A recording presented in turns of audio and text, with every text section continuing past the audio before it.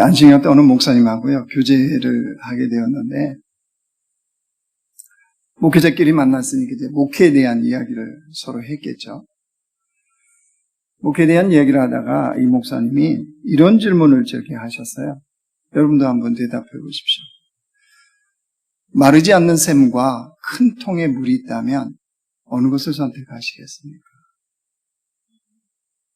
인생에서 마르지 않는 샘과 눈에 보이는 큰 통의 물, 어느 것을 선택하시겠습니까? 라고 하는 질문이었어요. 우리는 교육된 대로 신앙적으로 뭐라고 당연히 얘기합니까? 마르지 않는 샘을 선택하지요. 그러니까 이 목사님이 이렇게 질문하셨던 데는 의도가 있는 거죠. 사실 우리 모두가 다 마르지 않는 샘, 이것을 선택을 합니다. 그렇게 고백도 하고. 근데 실제 인생에서 벌어지는 일들을 보면 어떻던가요? 눈에 보이는 큰 통에 물이 들어있는 이게 부럽지 않던가요? 아니요, 더 쉽게. 하나님이 끊임없이 우리의 삶에 공급을 하십니다. 이 모양, 저 모양, 이런 모양으로.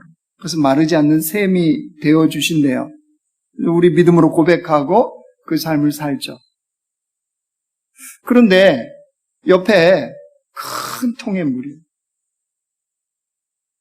돈도, 권력도, 건강도, 소위 말해서 세상에서 말하는 그 성공이 눈에 보이게 이 사람에게는 있어요.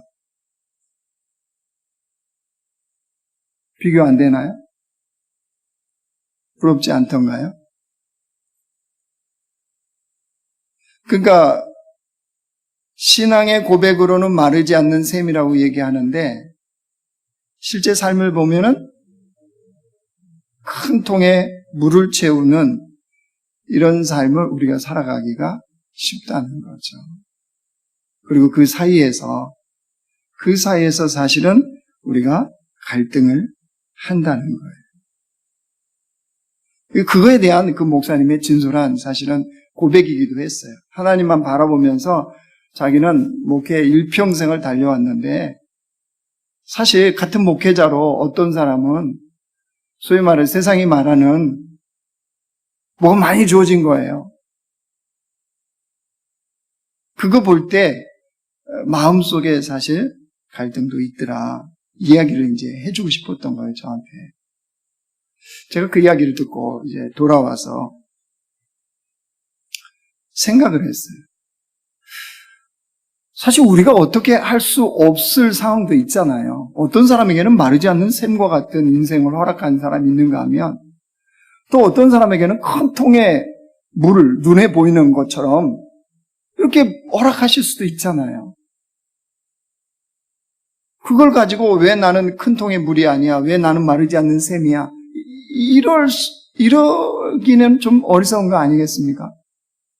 그래서 제 생각에는 이걸 뛰어넘는 방법이 뭘까? 우리가 선택할 수 없는 거라면 주어진 상황에서 뛰어넘는 그 방법이 있지 않을까? 이런 고민을 해봤어요. 그래서 제가 내린 결론은 공급자 되시는 마르지 않는 샘물이든 큰 통의 물이든 공급자 되시는 하나님을 믿는 거예요. 그리고 그 하나님을 아는 삶이에요. 그러면 되는. 왜 내게 큰 통에 물을 주셨는지, 왜 나에게는 마르지 않는 샘을 주셨는지. 여러분 둘 다 장단점이 다 있어요. 그렇죠? 마르지 않는 샘은 한계가 없습니다. 계속 공급돼요. 그런데 뭐가 있죠? 불안하고 두려워요. 언제 끊길지를 모르는 거예요, 이거는. 안 그렇습니까? 그런데 큰 통의 물은 눈에 보이잖아요. 우리가 계산할 수 있잖아요. 이렇게 쓰면 되겠구나. 지금 반 남았네? 3분의 1 남았네? 충분히 보이니까. 사실 이거는 덜 불안한 거죠. 한계는 있지만. 근데 이걸 다 뛰어넘는 방법은 공급자 되신 하나님을 믿는 겁니다. 그리고 그 주님을 제대로 아는 거예요. 그러면 마르지 않는 샘이든 큰 통의 물이든 여러분 방법이 문제가 아니라는 걸 알게 되어집니다. 여러분 예수 믿는 사람들은요 인생 잘 살아야 돼요. 왜 그렇습니까? 이제 하나님 앞에 심판이 따릅니다. 인생 다 살고 주님 앞에 서면 하나님은 분명히 심판하세요. 그래서 오늘 하나님의 진노가 나타난다 이렇게 말씀하셨잖아요. 주님의 진노가 나타난다. 그래서 진리를 믿는 우리 그리스도인들이 어떻게 진리로 그 인생을 세워가야 될지 오늘 그거 보려고 합니다. 여러분 사람들이요 하나님을 알지 못하면 어떤 삶을 살게 될까요? 하나님을 알지 못한다. 하나님을 알지 못하면요 철저하게 본능에 따라 살아갑니다. 본능. 자, 그 본능에 따라 사는 삶을 주님 오늘 말씀하시는데요. 여러분 18절 한번 보세요. 18절 우리 같이 읽어요. 시작. 하나님의 진노가 불의로 진리를 막는 사람들의 모든 경건하지 않음과 불의에 대하여 하늘로부터 나타나나니. 본능을 따라 살아가면요 불의로 진리를 막는 사람이 되는 거예요. 무슨 말이냐면요 불의라는 것은 사람과의 관계에서 불의를 행하는 거예요.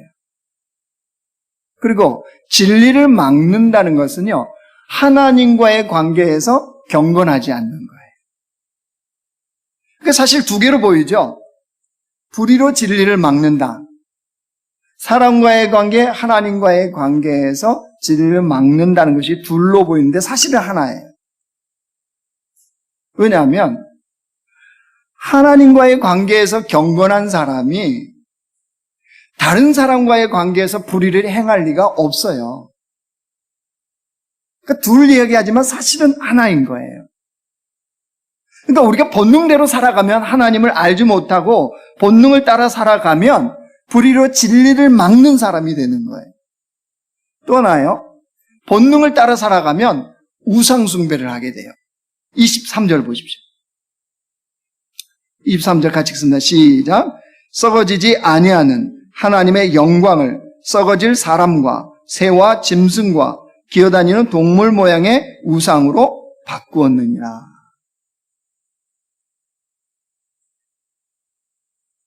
여러분 우상숭배라는 게 뭡니까?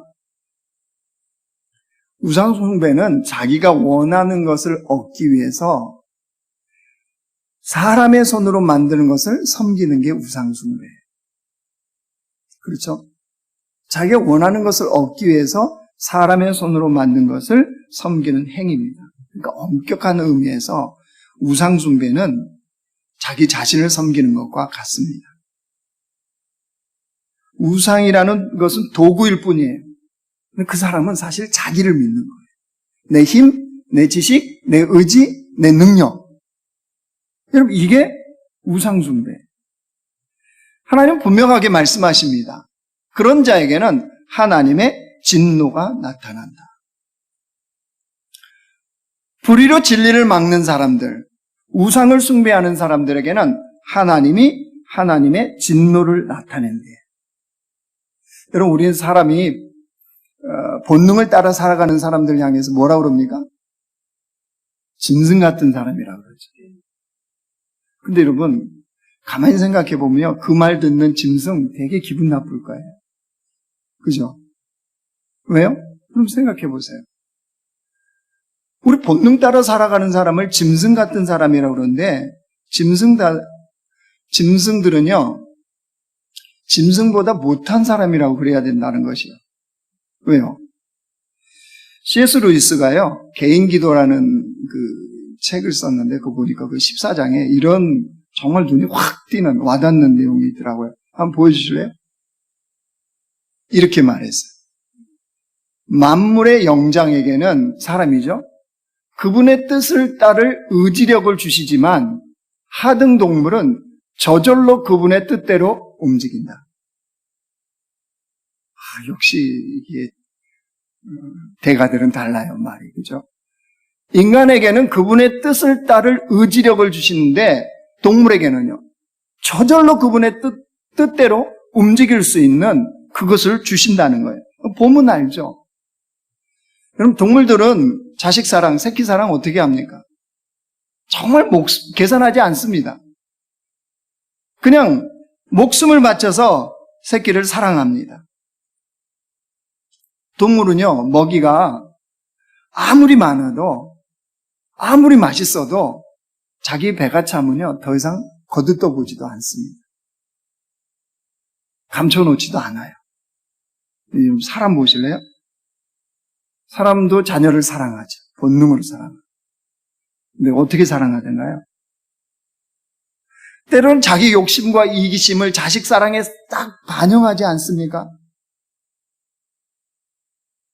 어떤 직장 가기를 원하는 그 마음 속에 진짜 그 아이가 주의 뜻을 행하기를 원해서 거기 가기를 원해요? 내 욕심, 이기심 살짝 반영하잖아요. 우리 인간 배부르면 그만 먹나요? 인간은 자기의 양의 2배, 3배를 먹는답니다. 그건 먹어도 되는데 2배, 3배를 먹어요. 그걸로 그치지 않아요? 소위 말해서 킵해놔요, 킵. 그죠? 저축해놓습니다. 감춰놓습니다.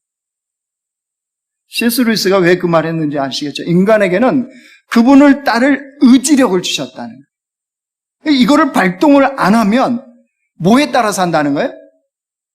짐승만도 못한 본능을 따라 살기 쉽다는 거예요.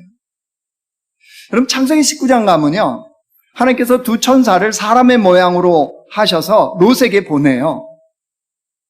그 사람의 모양을 한 2 천사가 소돔성에 오자 소돔 사람들이 어떤 행동을 하는지 보십시오. 창세기 19장 보실래요? 자, 우리 같이 읽습니다. 시작. 그들이 눕기 전에 그 성 사람 곧 소돔 백성들이 노소를 막론하고 원근에서 다 모여 그 집을 에워싸고 롯을 부르고 그에게 이르되 오늘 밤에 내게 온 사람들이 어디 있느냐 이끌어내라. 우리가 그들을 상관하리라. 젊거나 늙었거나 노소를 막론하고 다 모였대요. 롯의 집에. 왜요? 뭐 하려고요? 우리가 그들을 상관한다. 상관한다는 게 뭐예요? 동성관계예요. 동성연애. 요즘 말하는 동성관계를 하겠다는 거예요. 얼마나 타락했는지 아시겠죠? 그러자 천사들이 이 사람들의 눈을 딱 어둡게 합니다.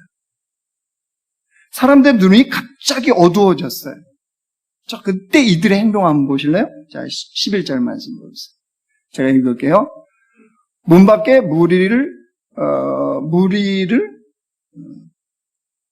무리를 대소를 막론하고 그 눈을 어둡게 하시니 그들이 문을 찾느라고 헤매었더라. 자, 이게 무슨 말이냐면요. 천사들이 눈을 어둡게 했잖아요. 그 사람들을. 여러분, 눈이 갑자기 어두워졌어요. 그러면 굉장히 안타까워해야죠, 지금. 눈이 어두워졌으니까. 이게 웬일인가? 이래야 되는데 그들이 문을 찾느냐고 헤매었더라. 여러분, 그냥 우리가 성경을 보니까 눈이 갑자기 어두워져서 밝은 데를 찾으려고 문 출구가 어딘가 거길 찾았나? 아니요, 그 뜻이 아닙니다.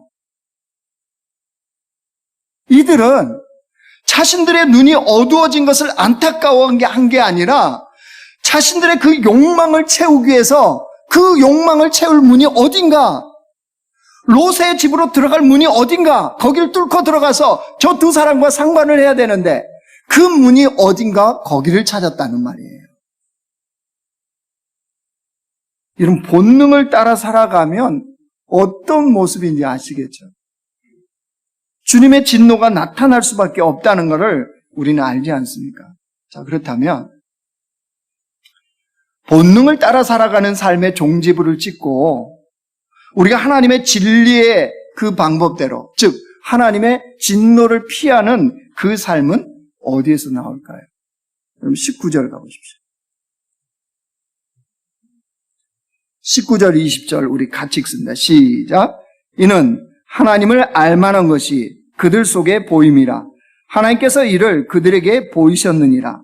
창세로부터 그의 보이지 아니하는 것들, 곧 그의 영원하신 능력과 신성이 그가 만드신 만물에 분명히 보여 알려졌나니 그러므로 그들이 핑계하지 못할지니라. 하나님을 알만한 것이 만물 속에 있다. 그래서 20절 하반절 뭐라고 그랬어요? 그들이 핑계하지 못할지니라. 본능대로 살 수밖에 없어요 라고 핑계하지 못하도록 주님이 만물 속에 하나님을 알만한 것을 두셨다는 거예요. 이걸 뭐라고 그래요? 하나님의 자기 계시라고 그러지. 하나님이 하나님을 나타내세요. 주님 자신을 나타내지 않으면요, 우리는 알 수가 없어요. 피조물이기 때문에. 그래서 하나님이 하나님 자신을 나타내는 걸 뭐라 그러면? 계시라고 그래요, 계시. 근데 여러분 아시죠? 계시에는 두 가지가 있어요. 일반 계시와 특별 계시가 있습니다. 일반 계시는 자연 만물 속에 하나님을 알만한 것을 감춰 두셨어요. 꽃, 나무, 하늘, 태양, 이런 것들을, 돌, 이런 거를 보면 하나님을 알 수 있어요. 그렇지 않아요? 그 아름다운 꽃, 사람이 만들어낼 수 있나요?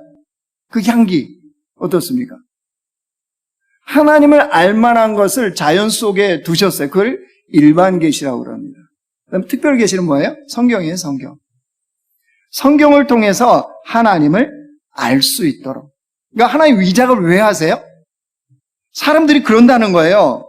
본능대로 살 수밖에 없잖아요. 어쩔 수 없잖아요. 라고 하는 말에 대해서 핑계하지 못하도록.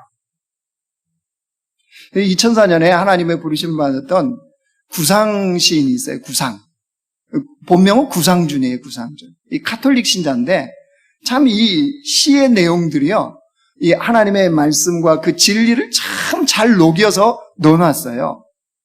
그러니까 그 시들은 여러분 인터넷에 좀 찾아서 보면 되게 좋아요. 그 구상 시인이요, 말씀의 실상이라는 이 시를 썼는데 한번 보여주실래요? 제가 읽어드릴게요. 말씀의 실상이라는 시인데요, 이렇습니다. 영혼의 눈에 띄었던 무명의 백태가 벗겨지며 나를 에워싼 만유일체가 말씀임을 깨닫습니다. 노상, 무심히 보아왔던 손가락이 10개인 것도 이적이나 접한 듯 새삼 놀라웠고, 창밖 울타리 한 구석, 새로 피는 개나리꽃도 부활의 시범을 보듯 사뭇 황홀합니다.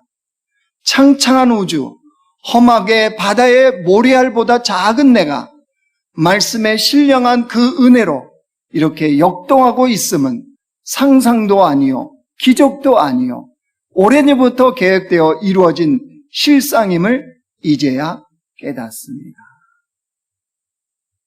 무슨 말인가요?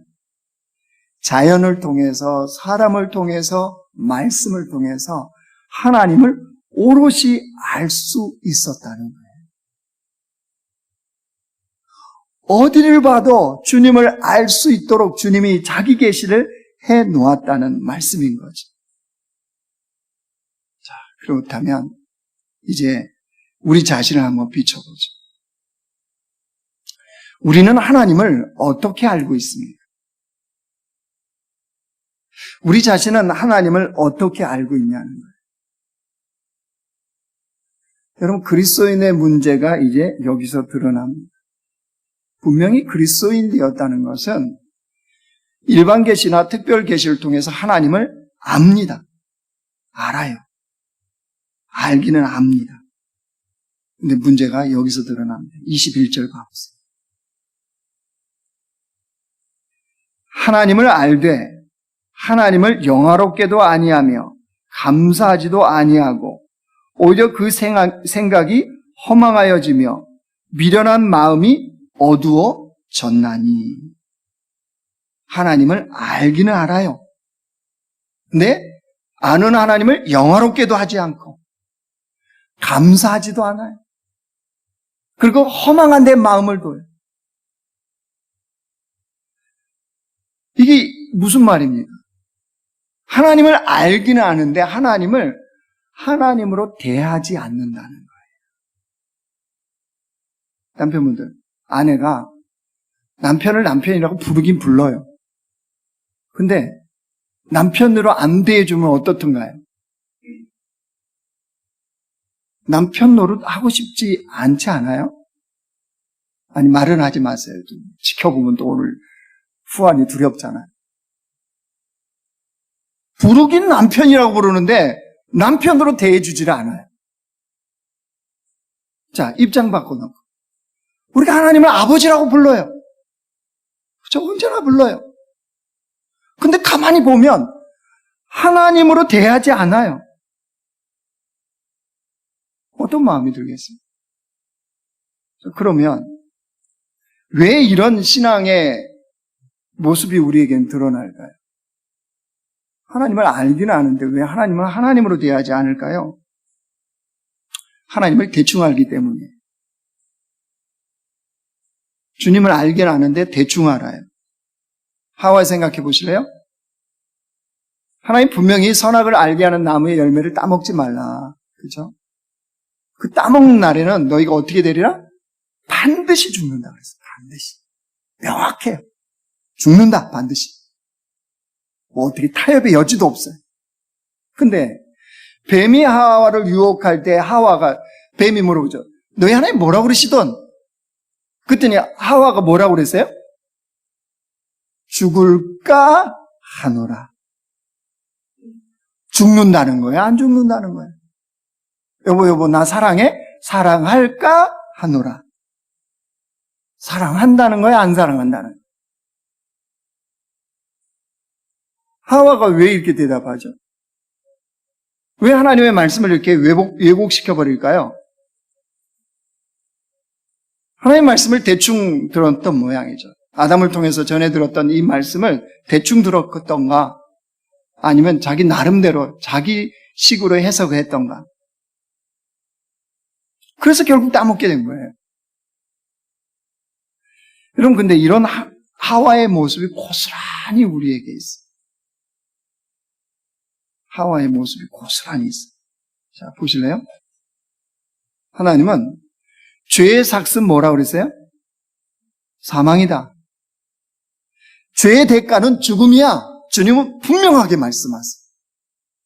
죄의 대가, 죽음. 이렇게 분명히 말씀하시죠. 자, 그런데 우리의 핑계를 한번 생각해 보세요. 세상은 온통 그렇고 우리 그리스도인들조차도 이 말 하지 않나요? 아, 이런 험난한 세상 사는데 어떻게 죄 짓지 않고 살 수 있어? 그렇죠? 이런 세상 어떻게 죄 짓지 않고 살아갈 수 있어? 라고 얘기를 합니다. 자, 상황적으로 환경적으로 그럴 수 있어요. 자, 그러면 이 소리가 도대체 누구의 소리예요? 이 세상 어떻게 죄 짓지 않고 살 수 있어? 라고 하는 이 말은 분명 하나님의 소리는 아니에요. 그죠? 죄의 삭은 사망. 주님 분명히 말씀하셨거든요. 사람들이 죄를 지를 때 보면 아무도 모른다고 생각합니다. 그러니까 범죄를 하겠죠. 그래서 죄 짓는 사람은 쥐도새도 모르게 해야 된다. 이렇게 딱 쥐도새도 모르게 하면 아무도 모를 거예요. 괜찮다. 분명한 진리는 이겁니다. 쥐하고 새만 몰라요. 다 알아요. 안 그렇던가요? 여러분, 내가 몰래 죄 지어도요, 나중 시간 흐르면요, 주변 다 알아요. 그러니까 맞아요. 쥐하고 새만 몰라요. 다 알아요.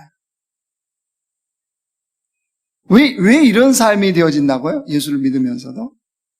하나님을 알되 대충 알기 때문에. 사람들 사는 삶을 보면요, 굉장히 사람은 욕심이 많습니다. 저도 마찬가지. 그런데 왜 이런 모습은 없을까요? 하나님을 제대로 아는데 욕심 부리는 사람이 없어요. 여러분 비난해 보셨어요? 저 집사님은 어떻게 그렇게도 하나님을 아는데 저렇게 욕심이 많아?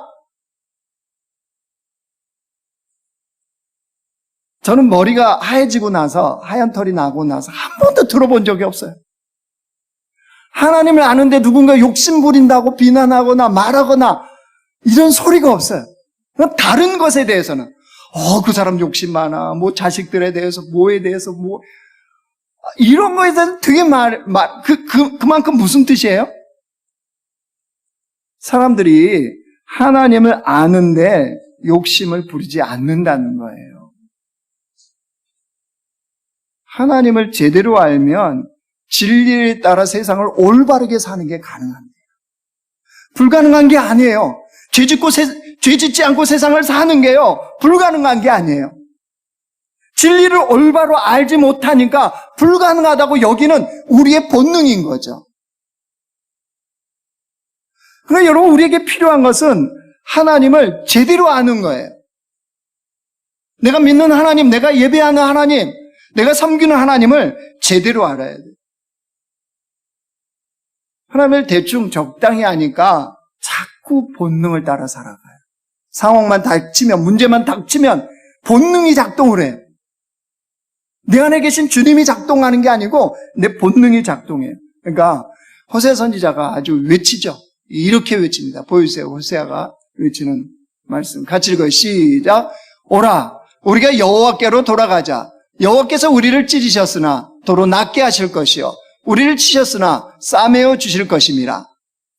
여호와께서 이틀 후에 우리를 살리시며 셋째 날에 우리를 일으키시리니 우리가 그의 앞에서 살리라. 그러므로 우리가 여호와를 알자, 힘써 여호와를 알자. 여호와를 아는데 어떻게 알아요? 근데 왜 우리가 사는 거 보면, 아니 잠깐 말씀 거기 잠깐만 멈춰봐요. 3절. 우리는 이렇게 살잖아. 우리가 여호와를 알자. 대충 여호와를 알자. 여호와를 알자. 적당히 알자. 왜요? 깊이 알면 골치 아파지거든요. 갈등 생기거든요. 내 본능대로 못 살거든요. 내 욕심이 제동이 걸리거든요. 그러니까 우리는 그렇게 읽어요. 우리가 여호와를 알자. 적당히 여호와를 알지. 인간의 문제는요, 우리 그리스도인의 문제는 여기서 생겨요. 본능적으로 다 욕심이 있죠. 본능대로 살고 싶죠. 근데 그 본능대로 살고자 하는 욕심, 그 어둠을 거두는 것은요, 하나님을 아는 빛이 비춰주면 돼요. 여호와의 빛이 내 본능에 비춰주면 그 욕심의 어두움은 물러가게 돼 있어요. 자, 어떻게 적용해야 될까요? 여러분, 하나님은 우리에게 어마어마한 걸 말씀하지 않으세요. 복잡한 걸 말씀하지 않으세요. 주님은 굉장히 단순하고 심플하게 말씀하세요. 하나님을 제대로 아는, 제대로 알기 위한 은혜의 도구, 다른 거 아니에요. 늘 교회에서 들어. 예배, 말씀, 기도. 예배 생활, 말씀 생활, 기도 생활, 제대로 하는 거예요. 이거 소홀히 하지 않으면 돼요. 그러면 예배를 통해서 주님은 자기를 나타내세요. 말씀을 통해서 자기 계시를 하세요. 우리가 기도를 통해서 주님은 자기를 나타내 주세요. 그러면 우리는 주님을 알아가는 거예요. 주님을 제대로 알아가요. 하나님은 자기를 나타내기를 기뻐하세요. 그럼 주님을 제대로 알지 못하면 얼마나 엄청난 재앙을 만나는지 아십니까? 복으로 열렸던 길이 재앙이 돼요. 다윗 한번 생각해 보실래요? 다윗이 예루살렘 성을 이제 중건하고 마쳤습니다. 다윗이 생각이 났네요. 하나님의 법궤. 그래서 하나님의 법궤를 자신이 거하는 예루살렘 성으로 이제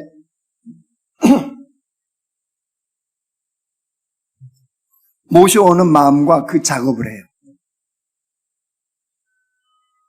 빼앗겼던 법궤가 무려 70년 만에 예루살렘 성으로 돌아옵니다.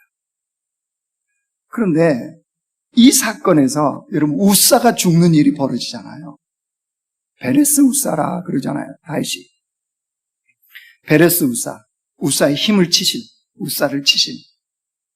아니 하나님의 법궤를 선한 마음으로 예루살렘 성으로 가져오려고 했는데 그 우사를 주님이 죽이시냔 말이에요. 다윗이 화들짝 놀라요. 깜짝 놀랐어요. 그리고 법궤를 옮겨오는 것을 딱 멈춰버립니다. 자, 뭐가 잘못됐을까요? 뭐가? 우리는 알고 있어요. 말씀을 통해서. 그렇죠? 한번 잘 볼까요? 여기서 우리가. 사무엘하 6장 보였어요. 제가 읽을게요. 다윗이 일어나 자기와 함께 있는 모든 사람과 더불어 바알레 유다로 가서 거기서 하나님의 궤를 메어오려 하니, 자, 다윗은 마음에 뭐였어요? 하나님 말씀대로 하나님의 궤를 메어오려고 했어요. 그렇게 작정했어요. 그 궤는 그룹들 사이에 자정하신 만군의 여호와의 이름으로 불리는 것이라. 그들이 아비나답의 두 아들이에요. 하나님의 궤를 새 수레에 싣고 산에 있는 아비나답의 집에서 나오는데 아비나답의 아들 우사와 아요 두 아들이 그 새 수레를 무니라. 그러다가 타작마당에서 소가 뛰는 바람에 우사가 그 벗기를 딱 붙잡죠. 그 순간에 하나님이 죽이시죠. 여러분, 저 질문이요. 앞으로 말씀 동기 파란색 보여주세요. 1절에, 2절에. 하나님의 궤를 다윗은 메우려고 했어요. 분명히. 자, 다음으로요. 그런데 새 수레에 싣고 가다가 그 일이 벌어진 거예요. 그죠? 새 수레로 앞으로 우사와 아요가 갔고, 그 다음에 이제 다윗과 백성들이 이제 수금과 악기를 들면서 춤추며 예배하며 간 거잖아요. 예루살렘 성을 향해서. 아니, 다윗이 분명히 메고 오려고 했어요. 근데 아비나답의 집에서 새 수레로 싣고 나왔어요. 그러면 그걸 보는 순간 다윗이 스톱! 멈춰라! 여기서부터는 이제 메고 가겠다. 고앗 자손을 통해서, 레위 자손의 고앗 족속을 통해서 메고 가겠다. 이렇게 말씀대로 했으면 됐잖아요. 그러면 우사가 안 죽었겠죠. 그런 일이 안 벌어졌겠죠. 자, 다윗은 왜 그걸 멈추지 못하고 새 수레로 싣고 가는 그 뒤를 계속 따라가면서 힘을 다하여 춤을 추다가 하나님 앞에 제사하다가 왜 이 일이 벌어졌을까요? 왜일까요? 알고 있었는데. 다윗은 법궤에 관한 한, 법궤를 70년 동안 빼앗겼었잖아요. 법궤에 관한 한 아비나답의 집이 주관하고 있다는 이 생각, 이게 자기가 알고 있는 하나님의 말씀보다 훨씬 강했다. 그러니까 분명히 메고 오려고 그러는데 새수레에 싣고 나오는 거예요. 그러니까 말을 못하고. 자기가 알고 있는 하나님의 말씀의 진리에 자신의 생각이요. 아비나답의 집이 법궤를 보관하고 있었으니까 거기가 주도권이 있다는 이 생각이 말씀을 딱 덮어버린 거예요. 죄의 대가는 사망이라는 주님의 말씀에 세상 그렇게 살 수 있어? 죄 안 짓고 어떻게 살아? 이 논리가 이걸 딱 덮어버려요.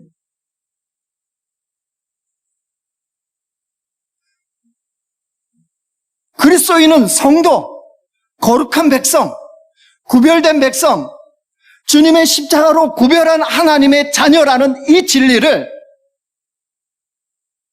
세상 만만치 않아. 그렇게 해서는 거룩한 백성으로 못 살아. 그리스도인도 눈 감고 해야 될 것은 해야지 라고 하는 이 세상의 논리가 이걸 딱 덮어버려요. 그러면 인생에서 베레스 우사를 만나는 거예요.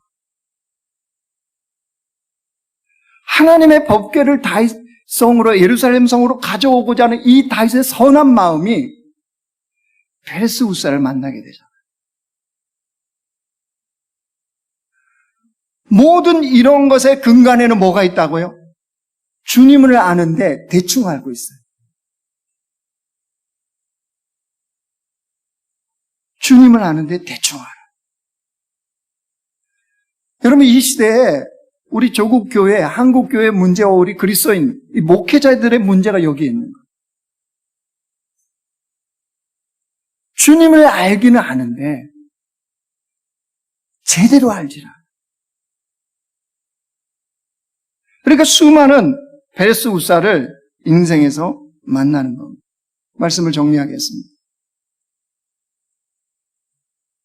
우리 인생이요, 진리 안에서 제대로 세워지기 위해서는 하나님을 알되 제대로 알아야 돼요.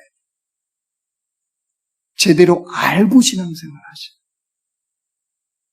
주님을 제대로 알고 예배하셔야 돼요. 주님을 제대로 아는 말씀을 보아야 돼요. 주님을 아는 그 기도를 우리가 해야 됩니다. 제대로 알고 하는 것과 그렇지 않는 것이 얼마나 차이가 많은지 몰라요. 말씀을 준비하는데 생각나는 일이 하나 있었어요. 제가 남자교회 2대 담임 목사로서 세워졌을 때 교회 정체성에 대한, 하나님의 비전에 대한 그 부분이 참 고민이 되었습니다. 그래서 하나님 앞에 기도하는 시간이 있었어요. 하나님이 저에게 주신 그 비전, 일천 비전이라는 비전을 주셨어요. 원래도 일천개의 교회를 세우는 비전이 있었죠. 근데 영적인 그 원리를 주님이 깨닫게 하셨어요. 그걸로는 되지 않는다. 너희들이 영적 거인이 되어야 된다. 그걸로 되지 않는다. 선교사가 가야 된다. 그래서 우리가 일천 비전이 그래서 선포가 된 거잖아요. 1,000명의 영적 거인을 배출하고 1,000명의 선교사를 보내고 1,000개의 교회를 이룬다. 자, 그래서 하나님부터 기도해서 제가 당당하게 선포를 했어요, 교회에. 그리고 어딜 가나 막 1,000 비전 붙어 있죠? 도배를 해놨잖아요. 목양실도 들어와 보십시오. 액자로 그냥. 그 농심 신자를 쓰신 분 있죠? 농심 라면값도 요즘 올랐는데. 신자 한자로 그 써놓은 거 있잖아요. 그거 쓰셨던 분이에요. 그분이 어떻게 연결이 돼갖고 우리 1,000 비전을 써줬어요. 그래서 제 목양실에만 걸어놨어요. 제가 액자로 해놨어요. 근데 그걸 선포해놓고 나서요, 제 마음 한켠에 두려움과 압박감과 부담감이 확 저를 누르는 거예요. 왜요? 1,000 비전을 어떻게 이루어요? 아무리 계산기로 두들겨도 안 돼요. 1년에 몇 개 세워가지고 이거 죽을 때까지 못 죽어요. 그거 다 하려면. 죽으면 안 돼요. 1,000명의 선교사 보낸다. 어마어마해야 돼요, 우리 돈이. 그러니까 이 마음이 과연 가능할까? 이 마음이 저한테 부담감이 오는 거예요. 그러니까 이게 이제 의심이 생겨요. 이거 내가 주님 앞에 주의 음성을 들은 게 아니라, 내 욕심, 야망이 반영된 거겠지. 이제 이 의구심까지 드네요. 이러고 있던 차에 하나님의 말씀을 통하여서 이 부담감과 이 두려움과 이게 싹 가셨어요. 그게 어떤 거냐면요, 이스라엘 백성들이 이제 출애굽에서 광야에 있다가 시내산으로 가잖아요. 그때 이제 하나님 모세를 불러요, 시내산 위로. 모세가 올라가요. 안 내려오니까, 40일이 지나도 안 내려오니까 밑에서 뭐 하고 있었습니까? 아론과 이스라엘 백성들이 금송아지 만들어 놓고 춤추고 난리가 났죠. 이게 하나님이다. 애굽에서 인도해낸 우리의 신이다. 이러고 있었잖아요. 주님이 화가 나셨습니다. 하나님이 화가 나서 모세에게 시내산을 이제 아래로 내려가라. 그리고 시내산을 떠나라. 이 말씀을 주시면서 하나님이 하셨던 말씀이 있어요. 출애굽기 33장 3절입니다. 자, 우리 한번 같이 읽습니다. 시작. 너희를 적과 꿀이 흐르는 땅에 이르게 하려니와 나는 너희와 함께 올라가지 아니하리니 너희는 목이 곧은 백성인즉 내가 길에서 너희를 진멸할까 염려함이라 하시니. 자, 약속대로 가나안 땅 죽게 가라. 모세한테 그런 거예요. 그렇죠? 이스라엘 백성도 데리고 가. 근데 그 다음 빨간 말씀 보세요. 나는 너희와 함께 올라가지 아니하리니. 무슨 말이냐면요, 이스라엘 백성들의 목적과 하나님의 목적이 딱 보여요. 이스라엘 백성들의 목적은요, 가나안 땅이에요. 오로지 가나안 땅이에요. 하나님의 목적은요, 함께 하시니. 광야든 가나안 땅이든 그게 애굽이든 어떤 상황이든 주님은 함께하는 동행이 주님의 목적이었어요. 이게 달랐던 거예요, 이게. 그걸 보면서 깨달았죠. 아하, 1차 비전에 대해서 눌리고 두려워하고 내가 쫄 필요가 없구나. 주님은 그 비전을 통해서 우리와 함께하고 싶으신 거구나. 동행하자는 거구나. 그러면 되는 거잖아요. 가나안이 오로지 목적이 되어지면 조금만 지체하면 불평, 불만이 나오고요. 가는 길이 조금 힘들면 하나님 향해서 삿대질하고 죽여달라고 그러고 애굽에서 괜히 우리를 이끌어냈다고 그러고 모든 목적이 거기에 맞춰져 있으니까요.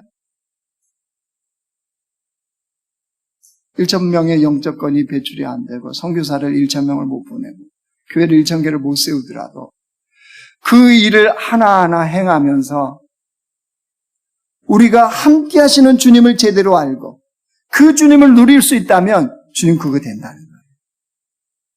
주님은 비전을 이루는 게 목적이 아니라는 거예요. 내가 너희 공동체와 함께 하고 싶다. 동행하는 것이 목적이다. 여러분 이것을 깨닫는 순간 참된 자유를 누리고 참된 행복을 누리는 것이 가능해졌어요. 여러분 진리이신 주님을 알면 이렇게 돼요. 세상 어렵습니다. 여러분 살기 만만찮아요. 그죠? 요즘 물가도 고물가죠. 배추도 금치가 됐죠. 금추가 됐죠. 그죠? 어느 것 하나 쉽지 않아요.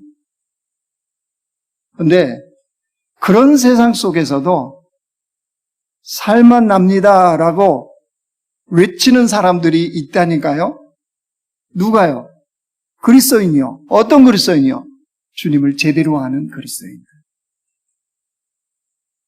여러분 우리 공동체가 그런 공동체가 되기를 원합니다. 주님의 진노를 피하되 하나님을 제대로 알고 살아가는 그런 진리 위에 세워지는 하나님의 백성들이 되시길 주님의 이름으로 축원합니다.